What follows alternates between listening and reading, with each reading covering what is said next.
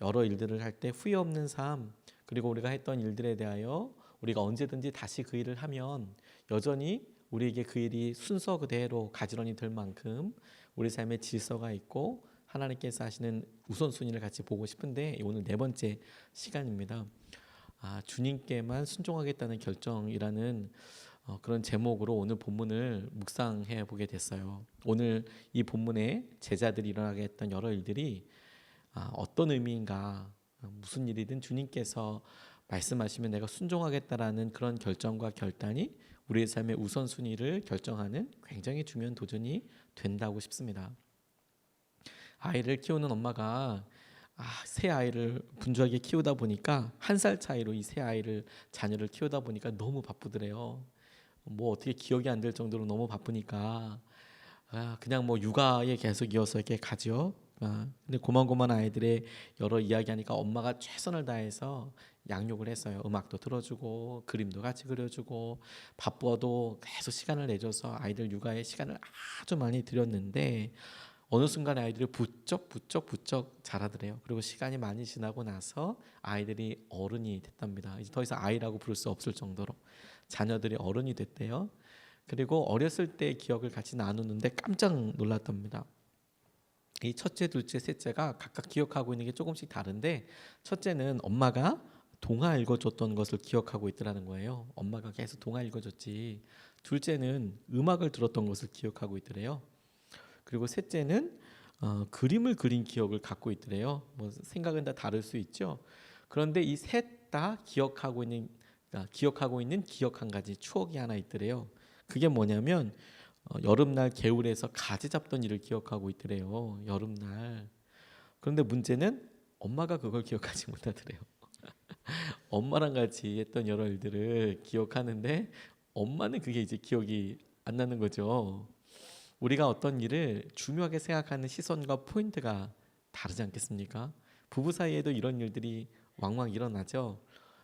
남편이 참 중요하다고 생각하는 일들을 아내가 기억 못하는 경우도 있고, 또 아내가 참 중요하다고 당부하고 부탁한 이야기들을 남편들이 기억 못하는 경우도 있고, 부모님도 자녀들도 그런 일들이 왕왕 있지요. 그래서 우리 갈등 같은 것들이 소소하게 일어납니다. 그런데 여러분, 이런 것들이 다만 어떤 일을 추억하고 기억하는 데 있어서의 차이가 우리에게 이 사람이 나랑 차이가 있구나, 내게 봤던 것과 이 사람이 보았던 것이 다르구나, 의미 있는 것이 다르구나, 이렇게 깨닫는 수준에서 이게 우선순위가 다를 경우에는 종종 이것이 조금 더 강력한 갈등이 돼요. 그러니까 나는 이게 먼저라고 생각해. 나는 이게 중요하다고 생각해. 나는 이 일을 먼저 해야 된다고 생각해. 똑같이 24시간을 쓸 때 그 24시간 중에서 중요한 걸로 먼저 채워야 한다면 이 일이 먼저 들어가야 된다고 생각해. 365일 중에서 빨간 날 몇 번 노는데 그 빨간 날 있을 때에 나는 이 일을 하길 원해. 이 일이 정말 중요해. 근데 이 일이 우선순위가 먼저 하고 싶은 일들이 달라요. 그래서 갈등이 일어나죠. 오늘 본문 말씀이 제자들 사이에 있었던 이 우선순위의 문제였다고 생각하게 됐어요. 오늘 1절 말씀을 보면 이 시기에 제자들이 점점 불어났다. 그런데 그리스 말을 하는 유대 사람들이 히브리 말을 하는 유대 사람들에게 불평을 터뜨렸다.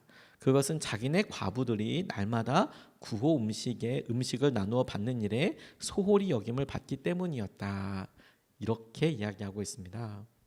구호를 하는 일에 대해서는 다 동의가 되는 거잖아요.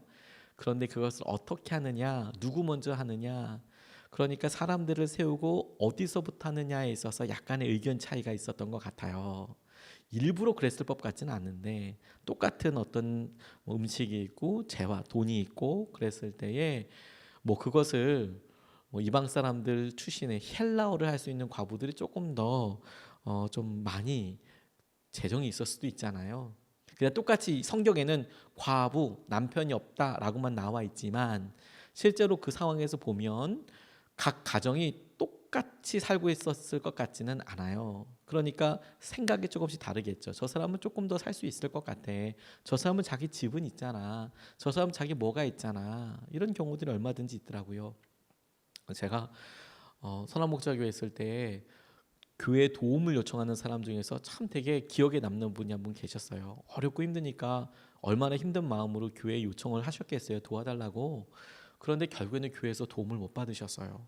이분은 참 어려우셨거든요. 쌀을 도와달라고 이야기했는데, 그런데 교회에서 결국에는 우리 같이 목양을 담당하신 분도 도와주지 못했던 이유가 있었어요. 마음은 너무 딱하고 뭐 밥을 굶는다니, 뭐 쓸 돈이 없다니, 마음은 정말 간절하지만 결정적으로 드리지 못했던 것이 뭐였냐면 이분 차가 BMW였어요. 그리고 집이 강남에 있었어요. 아파트가. 그런데 그냥 웃죠. 근데 내용을 봤을 때 저는 이해했다니까요. 왜 이해했냐면 남편이랑 사이가 아주 안 좋으셨어요. 남편이랑 사이가 아주 안 좋아서 남편이 생활비를 주지 않으셨어요. 그런데 어떻게 그러면 되냐? 그러니까 이분이 그 차 끌 거 뭐 이런 것들은 카드로 이렇게 해서 하는데, 만약에 뭐 딴 거를 샀다 이러면 집안에서 난리가 나는 거예요. 싸우고 뭐 일방적으로 뭐 그냥 막 뒤집어지는 거예요. 그러니까 이분이 진짜 너무 힘들고 그러니까 쌀 팔아달라고 이야기를 하시는데, 이야기를 들으니까 그 심정은 이해했다니까요. 그런데 아무리 그래도 그분이 그 교회에서 받은 뭐 10kg짜리 쌀을 BMW에 타고 가면 좀 그렇잖아요. 그게 다른 성도들은 뭐라 생각하겠어요. 정말 어떤 힘들고 어렵고 그런데, 근데 다시 한번 저는 이해했다니까. 전 그분이 진짜 힘들다고 생각했어요. 공감했어요. 아마 비슷한 이유 아니겠습니까? 옆 본문에 관련된 여러 주석들이 있지만 저는 주석을 뛰어넘어서 이런 상상을 한번 해봤어요. 그래서 이건 어디까지나 제 상상입니다. 성경에 말인 거 가지고 제가 단초를 상상해봤는데, 주로 우리가 자기의 말을 마더텅이라고 하잖아요. 모국어라고 얘기하거든요. 엄마의 혀란 마더텅이라는 표현을 쓰는데 마더랭귀지라고도 이야기하고, 근데 그 마더텅이 주로 누구에 의해서 결정이 되냐면 엄마가 무슨 말을 쓰냐에 따라서 결정이 돼요. 예를 들어서 엄마가 한국 분이잖아요. 그러면 아이도 한국말을 잘하게 될 가능성이 높아요. 그런데 엄마가 일본 분이면 일본말을 잘하게 될 가능성이 아주 높아요. 왜 그럴까요? 엄마가 자기 엄마한테서 들었던 말로 아이들에게 양육하잖아요. 사소하게 습관이, 말이, 표현이, 위로가, 노래가 다 엄마의 말을 쓰게 되어 있거든요. 아이를 양육하면서 이 외국어로 막 긴장하면서 그렇게 말해줄 수 있는 엄마는 별로 없어요. 아주 개인적인 자리이고, 아이에게 뭐 젖 먹일 때에도 당연히 그렇게 엄마의 말을 하지 않겠습니까? 그런 의미에서 이 본문 말씀을 한번 떠올려 본 거예요. 이 과부들이 유대 사람들이 있는데 히브리 말을 하는 유대 사람들, 또 그리스 말을 하는 유대 사람들. 근데 그리스 말을 하는 유대 사람들이라고 나와 있을 때 주석에는 그렇게 나와 있지 않지만, 이 사람들이 왜 그리스 말을 하는 과부들에 대해서 더 반응을 했을까? 이런 질문에 뭐 주석들은 말을 하지 않지만 그들의 마더텅이 그리스 말을 잘했대요.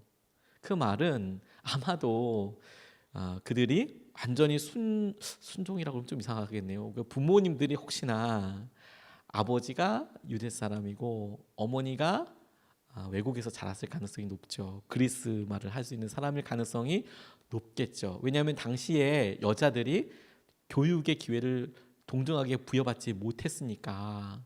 그러니까 아마도 생각할 때 이 그리스 말을 하는 유대 사람들이라고 나와 있는데, 이 유대 사람들의 대부분은 외국에서 자랐거나 그 외국에서 자기가 잘 아는 마더텅 쓰는 그런 친구들 중에서 그 친구들의 엄마, 이렇게 봤을 때 그 외국에서 자랐으니까 그 친구들의 엄마는 그리스 사람일 가능성도 높고, 그 과부들이란 얘기죠. 히브리 사람이니까.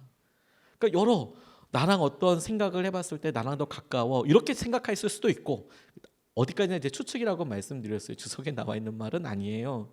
히브리 말도 역시 마찬가지일 것 같고, 그 우선순위의 차이가 있었다는 겁니다. 그게 갈등이 되고 어려움이 됐어요. 어느 교회에서 안타까운 싸움이 있었는데, 그게 뭐냐면 여선교회에서 싸움이 있었답니다. 김장 때문에. 근데 의외로 김장 때문에 싸우는 가정이 참 많다고, 가정이 아니라 교회가 의외로 많다고. 여선교회에서 싸움이 났는데, 그게 뭐냐면 김치를 준비하는데, 원래 김장 준비할 때가 힘들다면서요.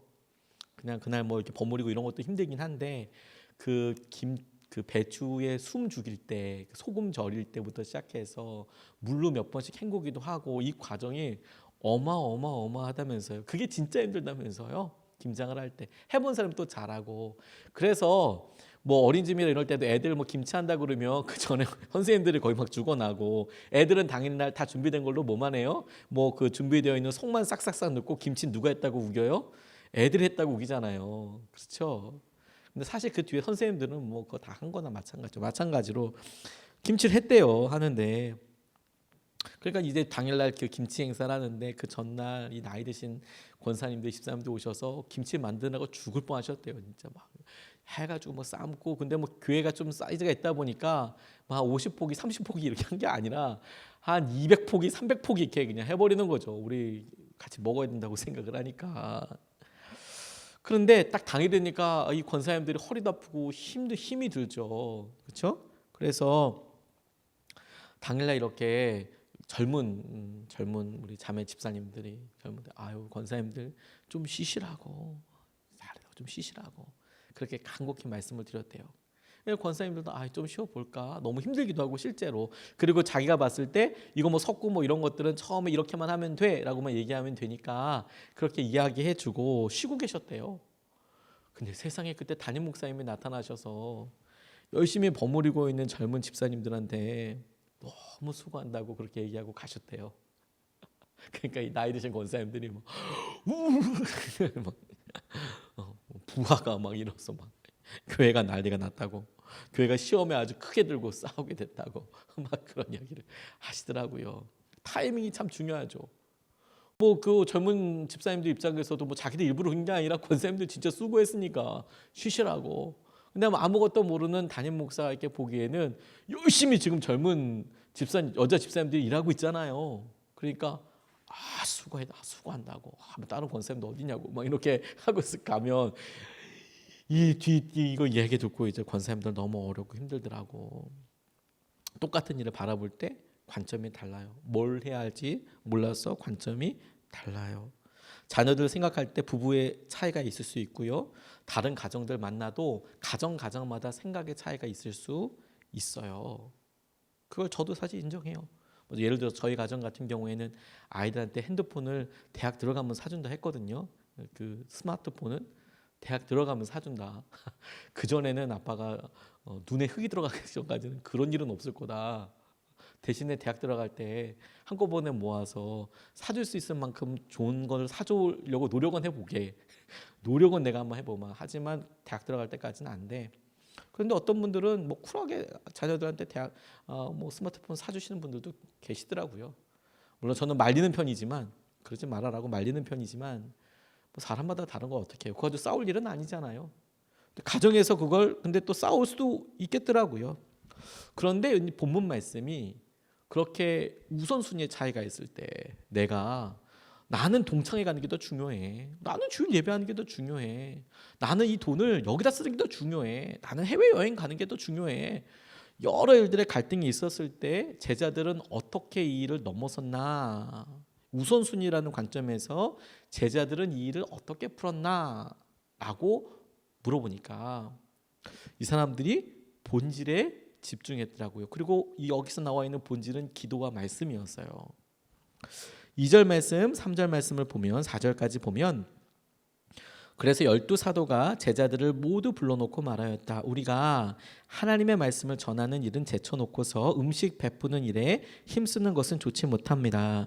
그러니 형제 자매 여러분, 신망이 있고 성령과 지혜가 충만한 사람 7을 여러분 가운데서 뽑으시오. 그러면 그들에게 이 일을 맡기고 우리는 기도하는 일과 말씀을 섬기는 일에 헌신하겠습니다. 이렇게 이야기합니다. 자, 이 본문 말씀 우리가 잘 많이 아는 말씀인데요. 제가 이 말씀을 놓고 질문하고 씨름하면서 계속 질문했던 건 뭐냐면, 한 가지 우리가 갖고 있는 선입견 때문이에요. 한 가지 더 질문해야 된다는 거예요. 뭐냐? 제자들에 대한 말씀을 보통 사람들이 받아들일 때 말씀과 기도에 전념해야 된다는 거에 대해서 사람들이 다 동의합니다. 근데 여기에 어떤 선입견이 있냐면요. 사역자들은 그렇게 해야 된다고 생각해요. 사역자들은 그렇게 해야지. 그런데 본인은 막상 말씀과 기도에 전무한다, 개정판에는 내가 말씀과 기도에 전무하리라 이렇게 표현되어 있거든요. 전념한다는 뜻이에요. 근데 일반 성도들은 내 업이 있고 내 시간이 있고 말씀과 기도에 내가 올인한다는 게 말이 되냐. 그 말씀과 기도에 올인할 수 있는 상황이 되는 사역자들이나 그게 가능한 일이지. 그러니까 지금 이 본문 말씀을 우리가 우선순위라는 관점에서 보고 말씀과 기도에 전념해야 합니다. 이게 본질입니다. 라고 이야기를 떡 꺼내놓고 나면 이건 목사님들이나 가능하지 뭐 사역자나 가능하지.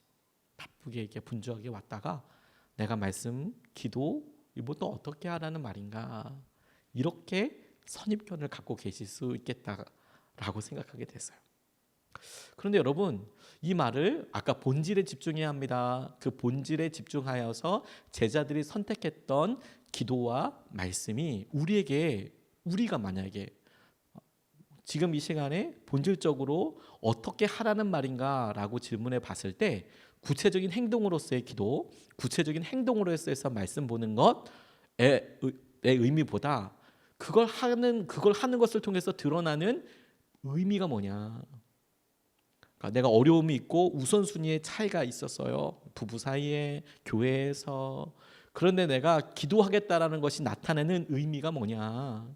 내가 말씀대로 하겠다라고 결정하는 것의 의미가 뭐냐.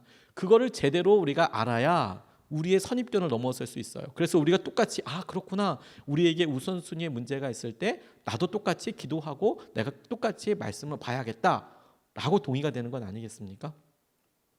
우리의 상황과 상관없이 기도로 하겠다는 것은 여러분 내가 이 일을 주님과 함께 하겠다라는 의미예요. 다시 내가 기도하겠다라는 것은 뭐냐면 내가 이 문제를 이 우선순위를 결정하는 데 있어서 이것을 주님과 함께 하겠다라는 결정이에요. 내가 주님과 상의해서 하겠다. 주님과 함께 하겠다라는 결정입니다. 내가 그 태도에 내가 하나님 이 일에 기도하겠습니다라는 것. 내가 이걸 기도하겠습니다라는 얘기는 나 주님과 일을 함께 하겠습니다라는 의미입니다. 내가 그럼 말씀을 보겠습니다. 이 말은 무슨 의미일까요? 이 말은 말씀을 의지하겠다는 것은 그 기준을 주님께 두겠다라는 거예요. 내가 주님과 상의하고 내가 이 일을 풀어가는 데 있어서 내 우선순위를 결정하는 데 있어서 내가 아직 깨닫지 못했던 혹은 내가 알고 있던 내가 이것의 기준을 말씀으로 삼겠다라는 의지적인 표현이에요. 그럼 여러분 우리가 가정에서나 자녀들 양육하는 데 있어서나 돈을 쓰는 일에서나 여러 우선순위의 차이 때문에 어려움이 있죠. 그래서 우리가 기도하고 말씀을 봐요. 그 의미가 뭐라고요? 내가 이 일을 하나님과 함께 풀어갈 거야. 내가 이 일을 주님께서 하시는 기준대로 내가 할 거야 라고 하는 구체적인 행동이라는 거예요. 내가 주님과 함께하기 위해서 기도보다 더 좋은 행동이 없고요. 내가 주님을 기준으로 삼기 위해서 말씀을 보는 것보다 말씀을 잡는 것보다 더 나은 방법은 없어요. 이 일을 기가 막히게 드러내준 사람이 루터라는 생각이 들었습니다. 루터가 우리 생각에는 이렇게 막 엄청나게 혁명적인 삶을 살았지만 사실 굉장히 마음이 취약한 사람이었나 봐요. 그의 삶에서 가장 어두운 그 기간, 꽤 오랜 기간 동안에는 공황장애나 우울증 때문에 이 사람 너무 힘든 기간을 보냈습니다. 그런데 이분이 평소 때 기도하는 걸로 너무 유명해요. 남아있는 기록들을 보면 하루에 2시간씩 기도했다. 그리고 이분에 대해서 참 놀라운 것은 정말 힘들고 어려운 일이 있으면 3시간 기도했다. 이렇게 나와 있거든요. 아주 어렵고 힘든 때. 그거 진짜 그래 내가 기도하기로 결정했다라는 것을 보여주는 참 중요한 예시적인 사람이라는 생각이 들었어요. 내가 우선순위에 문제가 있어요. 나는 이 일이 중요하다고 생각하는데 나 빼고 다른 모든 카톨릭이나 이런 사람들은 그게 우선순위라고 생각하지 않는 거예요. 그럴 때 이 사람은 기도를 선택했어요. 나는 기도할 거예요. 그래서 평소 때는 2시간 하고 어려운 일이 있을 때 3시간 기도했대요. 이게 참 되게 실제로 해보려고 하면 놀라운 일이에요. 우리가 실제로 기도해보면 1시간 기도한다는 것과 2시간 기도한다는 것과 3시간 기도한다는 게 얼마나 놀라운 도전인지 모릅니다. 제가 한 500명 놓고 기도해 봤거든요. 그랬더니 1시간 반 정도 걸리더라고요. 500명 정도 놓고 기도하면 이름 불러가면서 그 사람에 대해서 하나님께서 이렇게 하시는 은혜들 놓고 출석불 놓고 쫙 500명을 기도하면 1시간 반 정도 걸려요. 500명을 기도하면 여러분 새벽에 나와서 우리 기도할 때 여러분 자신에 대한 기도하면 얼마나 시간이 걸리든가요? 사실 독한 마음 갖고 기도해도 별로 오래 기도 못해요. 방언으로 좀 기도하면 오래 할 수 있어요. 그런데 대부분 그냥 우리가 하나씩 문제 삼고 기도하면 생각보다 그렇게 많지 않아요. 오래 기도 못해요. 그래서 자기 기도 끝나고 벌떡 일어나서 나가시는 분들 보면 기도는 다 하긴 했어요. 갖고 있는 만큼이 그만큼이니까. 저는 그 말도 믿어요. 그러면 루터는 어떻게 2시간, 3시간 기도할까요? 우리가 그냥 물어봐야겠지만 나중에 천국 가서 물어봐야겠지만 첫 번째 우리가 생각할 수 있는 가설은 똑같은 말을 한 5만 번 했을 거다. 계속. 그런데 그렇다고 한다면 힘들고 어려운 일이 있을 때 3시간 기도했다는 게 언뜻 설명은 좀 안 되는 것 같아요. 똑같은 말 계속 하긴 좀 쉽지 않았을 것 같아요. 근데 저는 실제로 해보니까 이렇게 도전이 되더라고요. 그날 내가 있을 사람들, 만날 사람들 실제로 다 기도하게 되더라고요. 그리고 정말 어렵고 힘들었을 때 하나님께서 제가 기도하고 제가 성도님들 놓고 기도하고 제가 어떤 중요한 일이 있을 때 그때를 놓고 기도하면서 시간이 길어질 때를 보니까 그때를 그 상황을 저도 모르게 시뮬레이션을 하는 거예요. 그때 어떤 말이 있을 거고 그건 누가 있을 거고 그 사람이 어떻게 됐으면 좋겠고 그로 인한 결과가 어땠으면 좋겠고 이렇게 하나씩 하나씩 다 기도하게 되더라고요. 그러면 자연스럽게 늘어지게 되더라고요. 저는 루터가 2시간 기도하다가 중요한 일이 있을 때 3시간 기도했다 이런 얘기가 그가 아마 진짜 구체적으로 물었을 것 같아요. 딸마다 그에게 편지를 보내는 동력자들에 대한 기도뿐만 아니라 그들이 있게 될 것, 오늘도 있게 될 것. 근데 중요한 것은 그가 그렇게 기도했다 그것을 담자가 아니고요. 그가 아주 어려운 시기 루터로 인하여서 그냥 우리는 종교 개혁이라고 이야기하지만 실제로 유럽은 엄청난 전쟁이 일어났어요. 그 일로 신교와 구교, 프로테스탄트라고 이야기하는 프로테스탄트 어떤 혁명까지는 그렇지만 나라가 종교를 결정하는 시기였기 때문에 유럽이 엄청난 전쟁에 있었거든요. 그 중요한 시기에 그가 뭘 결정한 거예요? 이 우선순위에 있어서 다 반대예요. 그런데 나는 더 머리를 쓰고 더 능력을 배양하기 위해서 노력하는 게 아니라 나는 기도하는 것을 선택하겠어. 나는 주님과 함께하는 일에 내가 마음을 다하겠어. 이런 의미예요. 그리고 두 번째로 말씀을 볼 때 이 루터가 우리가 생각하기에 굳건하고 확고한 이런 삶을 살았을 거라고 생각하지만 실제로 많이 연약했대요. 그가 1517년에 10월 31일에 그때가 만성절이라고 불리거든요. 많은 신들이 내려온다는 의미인데 나중에 우리 종교개혁주일에 이야기할 수 있을 것 같고 그때 궁성성당, 궁성교회 비텐베르크 성당이라고 알고 있는 거기 이름이 궁성성당이에요. 궁성교회 거기 문 앞에다가 95개조 반박문 우리 한번 같이 얘기해봐요. 우리 좀 입하고 좀 풀어봐요. 얘기 좀 해봐요. 그래서 95개 논지에 대해서 넘긴 것이 시작으로 해서 종교개혁이 일어났는데 그것 때문에 어마어마한 어려움들을 겪게 됩니다. 그래서 그때가 1517년이었는데 1521년 4월 18일에 자기의 주장을 철회해라. 그리고 너의 생각을 공식적으로 얘기해라 라는 재판 같은 게 있었어요. 보름스라는 곳에서 그런 곳이 있었습니다. 그래서 하루를 기회를 줘요. 네 생각 다 포기해. 그럼 너 살려줄게. 그런데 그때 하루가 지난 다음에 유명한 말이죠. 제가 여기 서 있습니다. Here I stand 이렇게 얘기하면서 그 사람이 이렇게 루터가 이야기해요. 성서의 증언들의 근거에 설득이 되지 않는다면 저는 어떤 공의에도 믿지 않습니다. 저는 성서 말씀에 여전히 묶여 있습니다. 하나님의 말씀에 사로잡혀 있는 한 저는 철회할 수도 또 철회하기를 원하지도 않습니다. 이렇게 이야기했어요.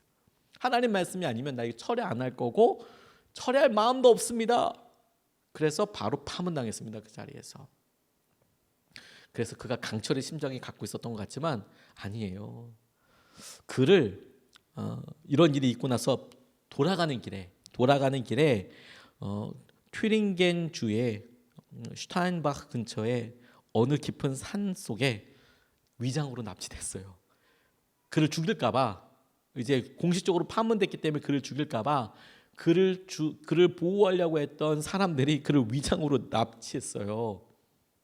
그래서 바르트부르크 섬, 어이구 이름도 다 어려워요. 이게 독일 이름이어서 바르트부르크 섬에 보호 조치됐어요. 그러니까 납치가 됐는데 실제로 그 자기 도와주려는 사람이 그 성에다 풀어놓은 거죠. 그래서 10개월 정도 머물게 됐고 그때 당시 그가 썼던 가명은 융커 우르크라고 했습니다. 융커 우르크 이름도 바꿨어요. 그리고 기사라고 칭했어요. 죽을까봐, 암살당할까봐 구렛나루 길렀고요.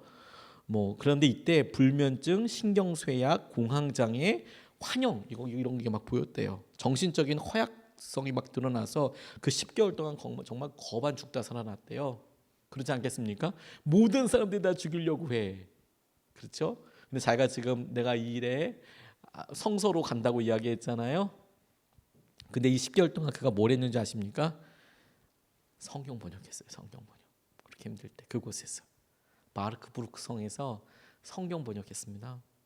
당시에 바로 전 세대 같은 시기지만 조금 앞세대인 에라스무스라는 사람이 모았던 헬라어 성경을 독일어로 번역을 해요. 그리고 그 이후에 멜랑히톤이라는 사람을 통해서 구약 성경을 도움을 받아서 신구약을 독일어로 번역을 해요. 이거 엄청난 사건이었어요, 사실. 그리고 여러분 놀랍게도 독일 사람들은 여전히 이 루터판 독일어 성경을 봐요. 여전히 지금도. 놀랍죠. 그래서 1534년에 117점의 채색 사파가 첨부된 신구약 전서를 출간하게 됐대요. 요즘 돈으로 그때 성경을 환산하면 그때 당시에 샀던 것을 환산해 보면 한 1,300만 원 정도 소 2마리 정도 2.5마리에 해당되는 돈이 엄청난 금액이었대요.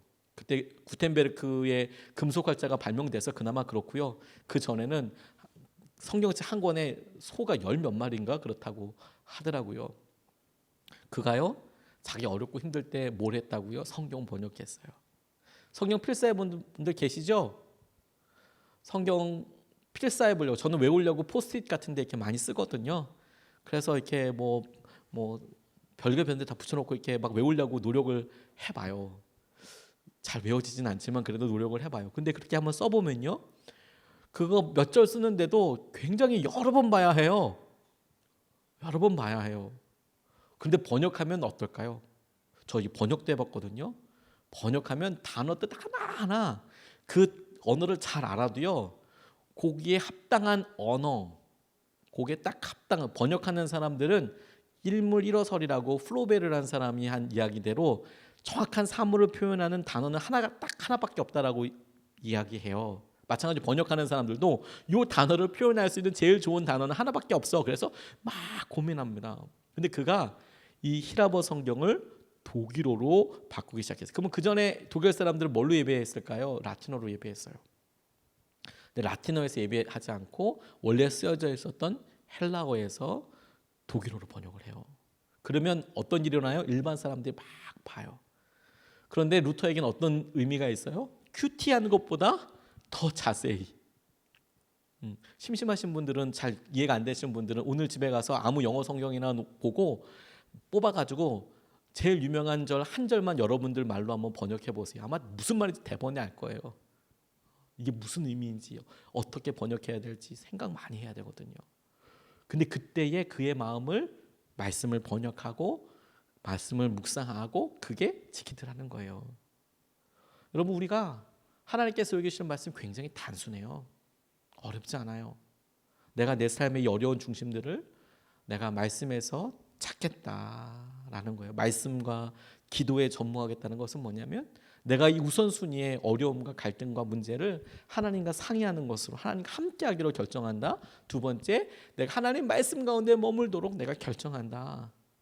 그래서 그것을 구체적인 행동으로, 순종으로 내가 기도하라는 시간을 실제로 하고, 내가 말씀을 보는 구체적인 행동을 하고, 그렇게 이어지는 거예요. 그러니까 여러분, 이건 목사들만, 사역자들만 할 수 있는 게 아니라 여러분들도 당연히 얼마든지 적용 가능한 거예요.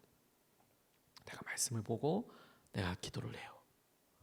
그런데 여러분들과 진짜 이 본문 말씀을 통해서 우리가 결론으로 붙잡고 싶은 것은 뭐냐면, 그들이 그렇게 말씀과 기도로 내가 살겠어라고 결단하고 난 다음에 한 결정이에요. 그게 어떤 의미가 있는가 하는 거죠.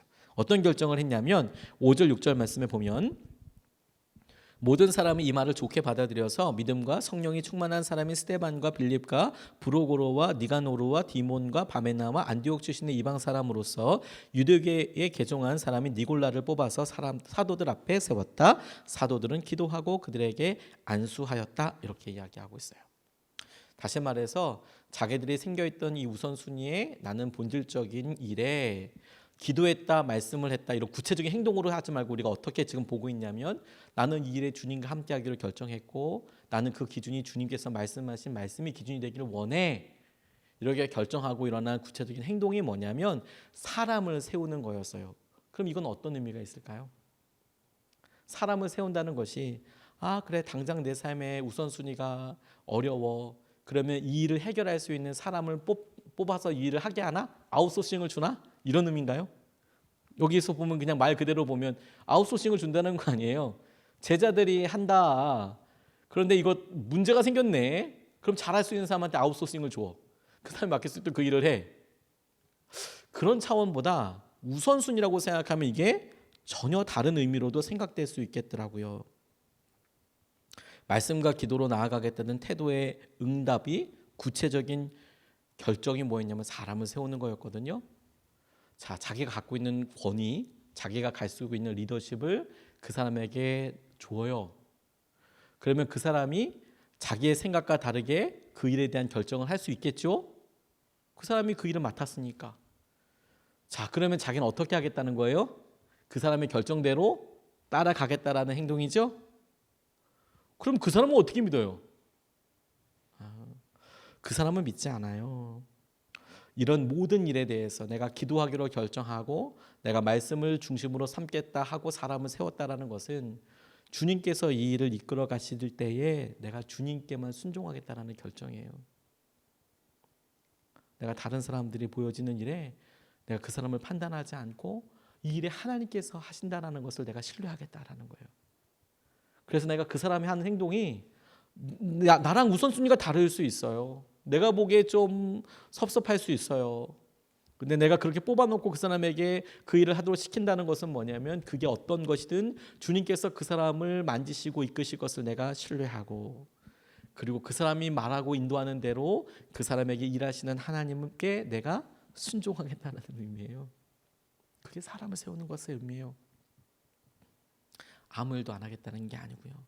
이 일을 잘할 수 있는 사람에게 아웃소싱을 주겠다는 게 아니라 하나님께서 하시는 일에 내가 보고 내가 그 일에 내가 순종하겠다라는 거예요. 켄트라는 사람이 이런 말을 했습니다.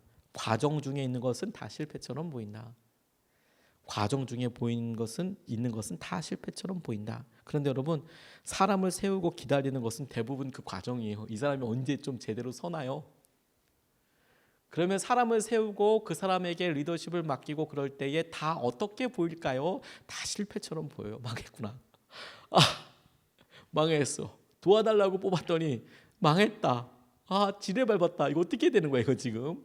이런 생각들을 하게 되죠. 그게 우리를 사실 되게 어렵게 하는 거 아닙니까? 아마 일반적인 모든 사람들 관계에서 그거 가지고 어려움을 당하잖아요. 근데 제자들이 뭘 했다고요? 사람들을 세우고 그 사람을 주님께서 세우신 사람이라고 인정하고 그 사람들이 하는 대로 내가 순종하기로 결정했다니까요. 그 말은 주님께서 무슨 결정을 하시든 내가 주님이시라면 내가 주님께만 순종하겠다고 결정했다는 거예요. 그죠? 제자들을 믿고 맡기셨어요. 예수님께서 그와 같은 일을 보여주셨어요. 예수님께서 직접 하시면 훨씬 낫잖아요. 그런데 십자가 지셨어요. 그리고 제자들에게 십자가 지시기 전에 몇 번에 걸쳐서 얘기했어요. 내가 너희들 떠날 거야. 그런데 내가 떠나면 보혜사께서 너희에게 오실 거야. 그런데 내가 니들이랑 있는 것보다 보혜사께서 너희에게 오는 게 5만 배 낫다. 5만 배라는 표현은 없지만 훨씬 낫다. 이렇게 얘기하셨어요. 제자들 이해 안 갔어요. 뭐가? 그리고 실제로 여러분 제자들이 예수님 돌아가시고 났을 때에 진짜 멘붕 왔을 거예요. 이게 뭐야? 그런데 예수님의 마음으로 한번 생각해 보세요. 내가 떠나는 게 니들한테 훨씬 낫다. 그러면 본인이 그 일을 직접 하시는 게 아니라 아버지께서 성령께서 그 일을 이끌어 가시는 거잖아요. 그거 어떻게 믿고 맡겨요? 그게 믿음인 거예요. 주님께서 이 사람을 바꾸시고 주님께서 이 사람을 세우실 것이고 주님께서 이 일에 함께 하실 것을 내가 믿어요. 우선순위는 여러분 우리 삶에 참 커다란 질문들을 주고 실제적인 아픔이 됩니다. 부부 사이에도 돈 쓰는 일에 시간 쓰는 일에 우리가 대부분 친밀하고 우선순위를 서로 이렇게 부딪힐 만큼 되는 사람은 주로 가까운 사람들이에요. 직장에서 같은 팀에 있는 사람들, 전혀 다른 부서에 있는 사람이랑 우선순위가 갈릴 리가 없어요. 이것부터 해야 된다. 이게 더 중요하다. 이것 먼저 하고 다 같이 하자. 이 일에 내 힘도 필요하고 네 힘도 필요하니 같이 돕자. 근데 그 사람은 어때요? 무슨 소리야? 이 일에 더 급한 건 이거야. 라고 서로 박터지게 의견을 나눠요. 그래서 서로 힘들어요. 교회에서도 그렇고 가정에서도 그럴 수 있어요. 근데 어떻게 한다고요? 그런 갈등들에 대해서 우리가 본질적인 질문들을 해요. 난 기도할 거야. 어떤 의미라고요? 내가 이 일을 하나님과 함께 할 거야. 두 번째, 내가 이 일에 말씀을 의지할 거야. 그 말은 내가 하나님께서 말씀하신 것을 내 기준으로 삼을 거야. 그래서 이 사람들이 최종적으로 결정한 건 뭐라고요? 하나님께서 이 일을 선하게 이끄실 것을 믿고 내가 사람을 믿는 것이 아니라 하나님께서 하신 결정들을 내가 믿고 따를 거야. 그래서 우리 삶의 우선순위로 인한 어려움과 갈등들을 넘어서게 하시는 것이죠. 그래서 넘어서게 하시는 것이죠. 저는 이 일이 우리 가운데 있었으면 좋겠습니다. 우리 교회 가운데 하나님께서 우리 교회나 우리 가정이나 제게나 이런 우선순위의 문제를 참 집요하게 물으시는 것 같아요. 뭐가 정말 중요한 거냐? 뭐가 정말 중요한 거냐? 늘 하나님께서 우리에게 하시는 은혜들 보게 하여 주시잖아요. 우선순위가 분명하지 않은 것이 건강하지 않은 게 아닙니다. 오히려 거꾸로 우리가 그런 우선순위의 문제를 놓고 고민하고 있다면 우리가 아직 살아있는 거일 수 있어요. 오히려 그런 고민이 없다면 우리 이런 칼 같은 기준 때문에 사람들이 죽어나갈 수도 있어요. 계속 스스로 고민하는 거지. 이게 진짜 맞는지 결단하고 스스로 또 고민하고 맞는지 또 고민하고 또 고민하고 또 고민하고 그게 믿음이 없는 게 아니고요. 우리의 본질적인 기준이 변하지 않는 한 하나님께서 우리를 성숙하고 성장하시는 놀라운 축복의 통로가 될 겁니다. 우리가 아주 중요한 시간으로 오늘 수요일 날 이 예배 시간을 드렸잖아요. 우리 그 주님께 우리가 같이 좀 기도하겠습니다. 오늘 말씀 붙잡고 같이 기도하고 싶습니다. 우선순위로 네 번째 우리 같이 말씀을 나누는데 주님께서 오늘 우리에게 실제 갈등을 해결하고 하나님께서 우리 가운데 인도하시는 것을 도전하신다고 싶습니다. 여러분들은 어떤 걸로 하고 싶으십니까? 하나님 이게 먼저 중요한데 잘 안 되네요. 그것 때문에 고민이 된다면 깨닫게 해주셨다면 그걸 주님과 상의해서 하기로 결정해 보세요. 기도하기로 결정해 보세요. 그리고 실제로 기도하는 시간을 결단해 보시고요. 막 가치의 혼란이 있어요. 그럼 말씀이라도 붙잡아 읽어보겠다고 한번 결정해 보세요. 내가 주님 말씀 가운데 이걸 하겠다라고 결단해 보세요. 그리고 주위에 있는 사람들을 경쟁자라고 생각하지 말고 하나님께서 내게 주신 하나님의 놀라운 대안이고 선하신 뜻이라고 생각해 보세요. 그리고 그 사람께서 하실 것들을 놓고 우리가 선하신 하나님께서 그를 인도하실 것을 내가 인정하는 거죠. 그래야지 우리 같이 사역할 수 있어요. 안 그러면 사역 못해요. 안 그러면 같이 동력 못합니다. 하나 될 수 없습니다. 주님께서 선하신 뜻으로 이끌어 주실 것을 내가 믿습니다. 내가 주님께서 기도로 말씀으로 그리고 순종의 결정으로 하나 우리의 삶을 이끌어 주시고 붙잡아 주시옵소서. 우리 말씀 붙잡고 같이 기도하겠습니다.